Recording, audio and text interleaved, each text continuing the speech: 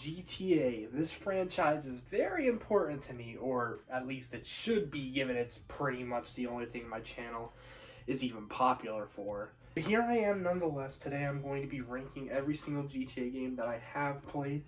I have not played every GTA game, I'll confess. We're just going to be ranking all the GTA games I have played. So we're going to be starting out with the worst place, which for me is Chinatown Wars. Now I know what you're thinking, Chinatown Wars? What is that? Does that even exist? Because so many people don't even know it exists. But Chinatown Wars is a game a lot of people haven't played. And I've played a lot of. Or I did back in 2013 when I wasn't allowed to play GTA. Yeah. I actually completed the entire story on my iPod Touch. Yes, I completed a whole 60-something, 70-something mission game on an iPod. And it's a GTA game with a lot of merit, I think, and a lot of people really sleep on it. There's so many cool features in it, like there's drug dealing, you know, you can go to your local dealer, you can sell, you can deal. It's really great. It's a great role model. It's a great thing to have on the DS, which is definitely an adult platform. Not saying it's not, but it's definitely not. There's also lottery tickets if you want to, you know, take your hand at gambling. There's a flamethrower, a chainsaw, a katana. There's just so much stuff. You can also hotwire vehicles, like immersion, hello. You can break out of the back of cars. It had a lot of neat features that I think it's really a shame that never saw the light of day in any of the main GTA titles that everyone knows about. Despite it basically just being a human version of The Lion King, I think the story was really pretty decent too, with a pretty likable protagonist. I mean, it wasn't anything special, but I definitely don't think it was a bad GTA story. Are there better ones? Of course there are, but it wasn't that bad. I do think, however, that this game suffered from three main factors. One, it was a top-down view game. Yeah, the type of game that GTA kind of abandoned with GTA 3 in 2001. Two, it was once again set in Liberty City, making it the third GTA game set exclusively in Liberty City. While meanwhile, Vice City and San Andreas had only been visited as an exclusive location in one game at that point. It also didn't help that the GTA player base had already taken 2 trips to Liberty City within that past year. GTA 4 and The Lost and Damned, and they were getting ready to, after Chinatown Wars, take yet another trip to Liberty City with the Ballad of Gay Tony. So I think that there might have been a little bit of a Liberty City fatigue going on. As great of a place as it is, I think that's quite possible. Lastly, this game was only released for the PSP and the Nintendo DS, which not a lot of gamers play on, honestly, even if they were popular, and I loved them. But it was a lot of fun, and I definitely recommend picking it up. It's only $5 on the App Store and Google Play, like, come on. Speaking of Liberty City, GTA 3 is next up. And I know there's a lot of GTA 3 fans out there, so I apologize for all 2 of you who made it to this point in the video. I'm just not a big GTA 3 fan. And it could largely be because I have hardly played the game. The furthest into the game I think I've ever got was like 20-something missions. But GTA 3 just has to be respected for being the first modern GTA. It's set in a singular city, it's in third person, it follows one protagonist and has one linear storyline, making it kind of the blueprint for everything else that GTA would be until 5, where they had 3 characters. I really have nothing but respect for GTA 3, but between losing your guns on death, not having a mini-map which I can pull up to see where the ammunition is when I die on a mission for the 50th time, because the auto-aim, or the aim is really, really bad on the PS2 version anyway, that's the main version I play on. It's just, I cannot have much fun with it because of those aspects. Like I said, I respect it. And would I love it a lot more if I played it before GTA Vice City and GTA San Andreas? Probably, absolutely, yes. But the fact of the matter is I got spoiled by those later installments. That is why it's where it is on my list. Thankfully, though, its younger brother, Vice City, would refine a lot of the issues which I had with GTA 3. GTA Vice City is far and away the best that Rockstar ever got at establishing a setting and playing on that setting. I mean, come on! Miami in the 1980s. They played on all the tropes from the 1980s, all the tropes about Miami in the 80s.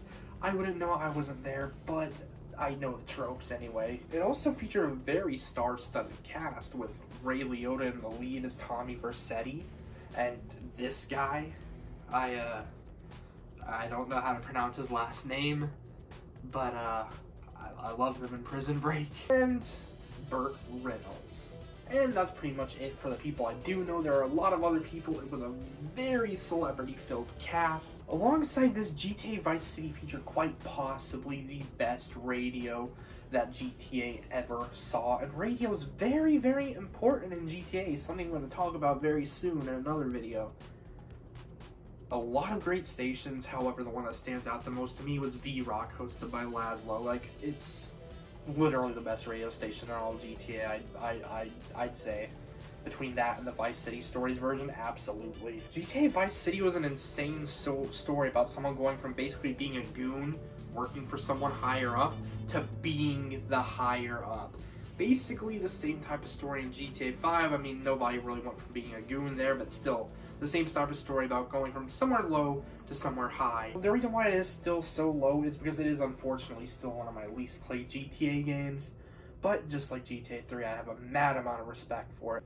GTA 5, on the other hand, I have played a lot of, as has pretty much anyone else in the entire world who's even heard of a video game. GTA 5 dominated the world from the time it was revealed in 2011 until like 2017, where people started to get kind of fatigued of it and were like, okay, GTA Online was fun, but now we don't care anymore. GTA 5 is both about as generic as it gets, and also at the same time is one of the best open world games to ever really exist. It's kind of weird how that there's such a drastic difference there. GTA 5 has a very average storyline, nothing insanely amazing, nothing terrible either, which was weird coming off the coattails of the absolute masterclass of the storytelling and characters in GTA 4. And it was just kind of very disappointing that we went from that to this, in terms of story and writing anyway, and characters. A lot of great features from San Andreas did return.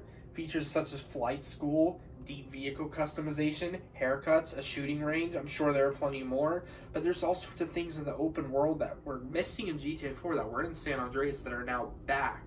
It's like, oh, you can only have these features if it's in San Andreas. Like, come on. In general, GTA 5 really does have a lot you can do in the open world, which makes it a fun open world to exist in, because there's always something you can do in GTA 5's open world up until the point of 100%.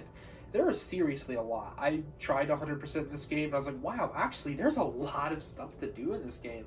Do I do it if I'm not going for 100%? Maybe not. So even though there's a lot of stuff to do, and it is pretty fun, my main issue with GTA 5 comes in the form of its story. It's just one huge Michael Bay explosion fest.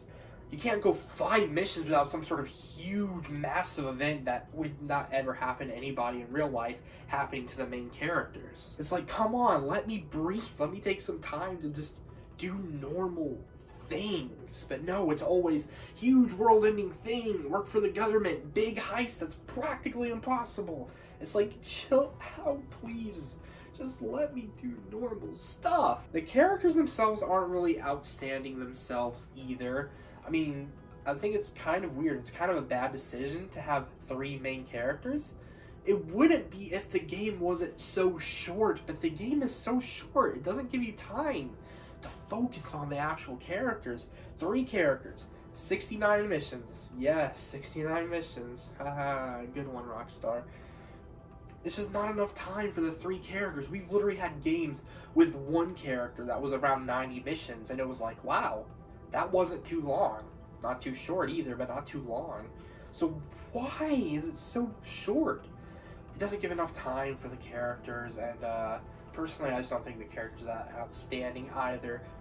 GTA 5, believe me, it is such a fun game, and it's so good, and I understand why it was so big. But after 8 years of GTA 5, and it's coming up on its 3rd generation of releases, it's like, come on, guys. Enough's enough. Another game that is getting old in terms of age, not how amazing it is GTA 4. GTA 4 is Rockstar's masterclass, a beautiful, expansive emulation of New York in the form of Liberty City. Unlike GTA 3's Liberty City, this one is actually based off of real-life New York, to the best of their ability anyways.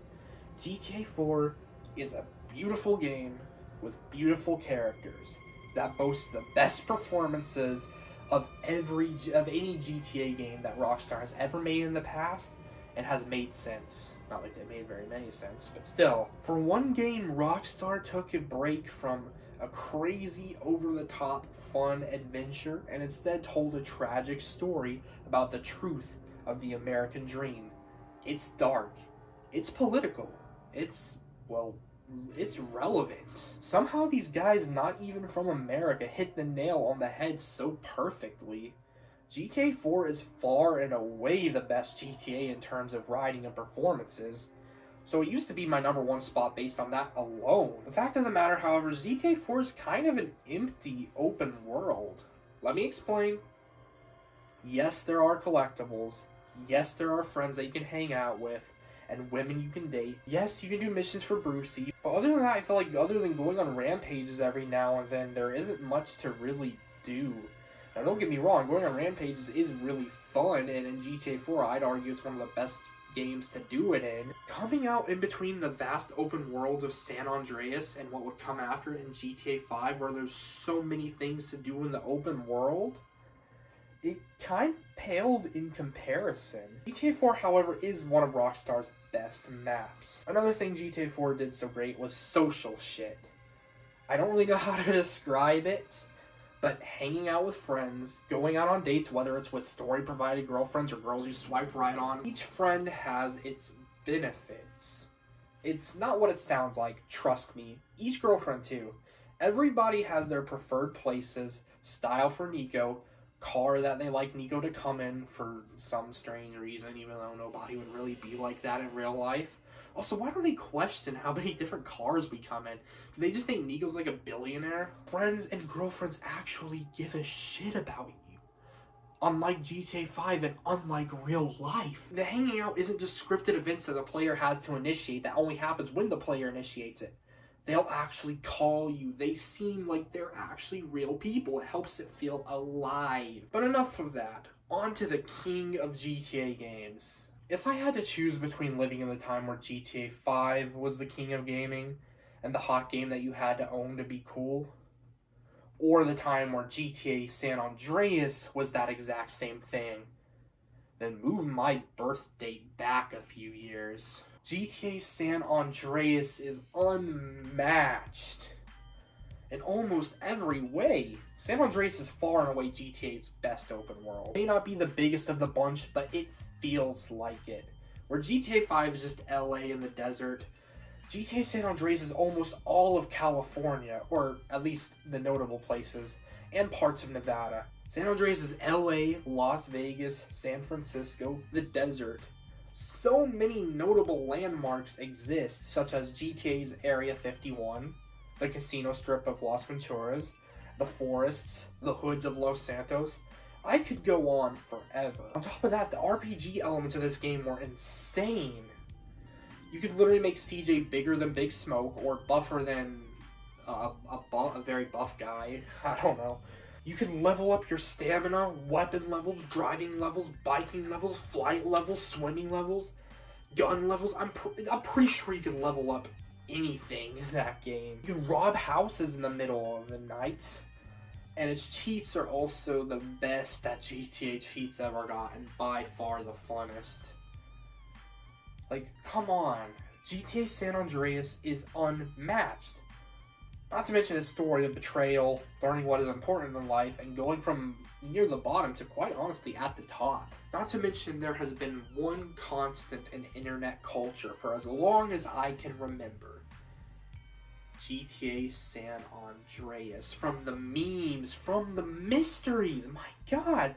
The mysteries. Why does this person take a photograph and then jump and go into the water? What about aliens and ghosts and paranormal stuff? I just forgot. There's an awesome landmark. That western town, and when it's all purple. San Andreas is perfect. It's the perfect GTA game.